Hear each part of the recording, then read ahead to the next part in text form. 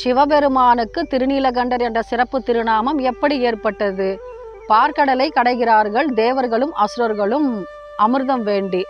அப்பொழுது அவர்கள் எதிர்பார்த்தது முதலில் அமிர்தம் தோன்றும் என்று. ஆனால் வந்தது என்னவோ கொடிய ஆழகால விஷம். அதை கண்டு பயந்து நடுங்கி என்ன பண்றாங்க எல்லாருமே, தேவர்களும் அசுரர்களும் மற்றும் பிரம்மாவும் விஷ்ணுவும் சிவபெருமானை தஞ்சம் அடைகிறார்கள்.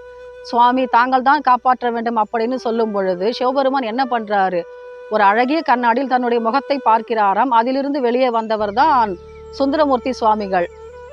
தேவாரம் பாடிய 7ஆம் திருமுறையை பாடிய இறை அடியவர். அவர் வெளியே வந்தவுடனே சிவபெருமான் ஒரு கட்டளை இடுகிறாராம், அன்பா நீ சென்று அந்த ஆழகால விஷத்தை எடுத்துக்கொண்டு வா அப்படின்னு. ஏன்னா அதற்குரிய சக்தியை கொடுத்து அனுப்புகிறார் சிவபெருமான்.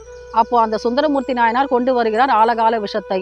அதை உள்ளங்கையிலே வாங்கி குடித்து விடுகிறார் சிவபெருமான். ஏன்னா தன்னை சார்ந்தவர்களையும் தன்னை சரணடைந்தவர்களையும் காப்பாற்றுவதற்காக சிவபெருமான் அந்த விஷத்தை அருந்திய வேலைதான் பிரதோஷ வேலை என்பது.